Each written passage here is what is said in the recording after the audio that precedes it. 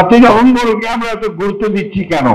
এই কারণে যে 7ই নভেম্বর আমরা নতুন করে আমরা আবার একটা স্বাধীনতাকে রক্ষা করতে পেরেছিলাম। কারণ 1975 সালের পথ পরিবর্তনের পরে আবারও কিন্তু 3রা নভেম্বর একটা উদ্যোগ উঠছিল আপনার যে তৎকালীন সরকারকে উঠে দিয়ে আবার একটা ভারতের আধিপত্যবাদকে প্রতিষ্ঠিত করে একটি সরকার গঠন করবার। 7ই নভেম্বরে সিপাহী জনতা তাদের বিপ্লবের মধ্যে দিয়ে আপনার গৃহবন্দী জিয়া রহমানকে বের করে নিয়ে এসে দেশ পরিচালনার দায়িত্ব দেওয়া হয়েছিল এবং যার পর বাংলাদেশ রক্ষা পেয়েছিল। এটা আপনার তখনই সম্ভব হয়েছিল যখন আমাদের বীর মুক্তিযোদ্ধারা, সৈনিকেরা এবং দেশপ্রেমিক মানুষের একসাথে হয়ে একজোট হয়ে সেই উদ্যোগটা গ্রহণ করেছিল। বন্ধুগণ, এটা আসলে অনেক অনেক অনেক কথা বলে। আমাদের যারা আমরা এখন বয়স হয়ে গেছে, কথাও বেশি বলতে পারি না সবসময়, কি চেষ্টা করছে একটা শক্তি, একটা আপনার বাংলাদেশের যারা 1971 সালে স্বাধীনতার বিরুদ্ধে করেছিল, তারা 1971কে এখন আপনার নিচে নামিয়ে দিতে চায়। তারা শুধুমাত্র 24শে জুলাইয়ের যে আন্দোলন তাকে বড় করে দেখাতে চায়। আমরা 1924-এর যে আন্দোলন সেটা 15 বছর ধরে করেছি, এক আধ দিন নয়। আমরা দেশে গণতন্ত্র প্রতিষ্ঠার জন্য, ফ্যাসিস্ট শক্তিকে পরাজিত করবার জন্য, হাসিনাকে উৎখাত করার জন্য আমরা 15 বছর সংগ্রাম করেছি। আপনাদের মুক্তিযোদ্ধারাও সংগ্রাম করেছেন। আজকে যদি কেউ দাবি করেন যে এককভাবে তারা যদি কৃতিত্ব, আমরা সেটা মানতে রাজি নই। আমাদের 60 লক্ষ মানুষের বিরুদ্ধে মিথ্যা মামলা হয়েছে। আমাদের দেশের, আমাদের পার্টির প্রধান, এই দেশের সবচেয়ে জনপ্রিয় ব্যক্তিত্ব দেশনেত্রী বেগম খালেদা জিয়াকে 6 বছর কারাগারে থাকতে হয়েছে। সাজা হয়েছিল 10 বছর মিথ্যা মামলায়।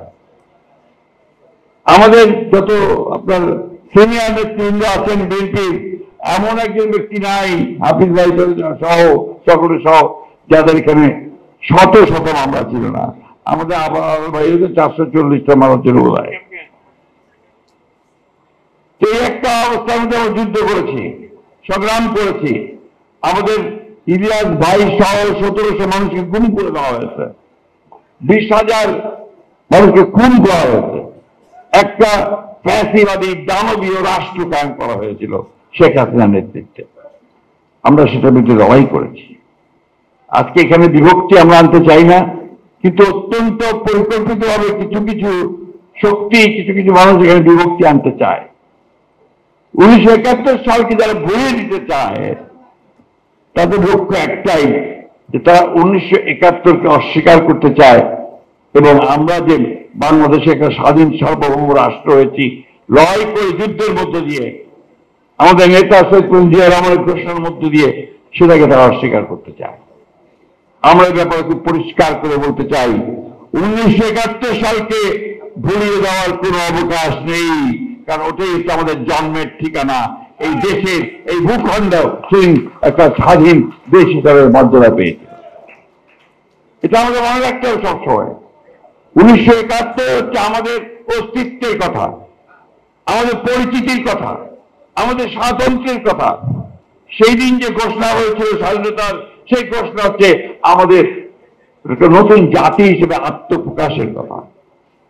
বন্ধুগণ, আজকে সেই সমস্ত শক্তির অনেক বেশি উল্লম্ফন দেখতে পাই আমরা। একবার স্মরণ করুন অতীতের কথা, আমি কারো নাম ধরে বলবো না, কিন্তু নিজেদের অতীত স্মরণ করবেন। 1971 সালে আপনাদের কি ভূমিকা ছিল সেটাও আপনারা মনে রাখবেন। আমি কথাটা পরিষ্কার করে বলতে চাই, তাতে আপনার না করলে আমার কিছু করার নাই।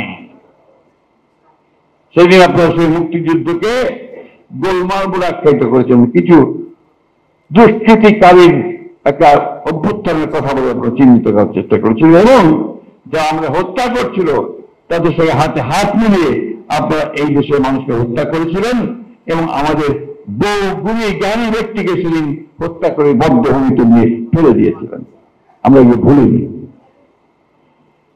বন্ধুগণ, 1975 সালে পট পরিবর্তনের পরে 7ই নভেম্বরের পরে শহীদ প্রেসিডেন্ট জিয়া রহমান বাংলাদেশের সংস্কার শুরু করেছিলেন। প্রথমে রাষ্ট্র কাঠামো সরকার, একদলীয় শাসন ব্যবস্থা থেকে বহুদলীয় শাসন ব্যবস্থা, আপনার সংবাদ মাধ্যমের স্বাধীনতা, এই যে এতগুলো পত্র পত্রিকা, এতগুলো ফোকাস, এত টেলিভিশন দেখছেন, তাদের অতীত কি আপনারা জানেন? শেখ মুজিবুর রহমান সমস্ত নিষিদ্ধ করে দিয়েছিল, মাত্র 4টা পত্রিকা চালু ছিল, সেই 4টা পত্রিকা সরকারি নিয়ন্ত্রণে চলবে। শেখ মুজিবের বাইরে কোনো কিছু হওয়ার কোনো উপায় ছিল না। নিরপেক্ষ, সত্য প্রকাশে আপোষহীন।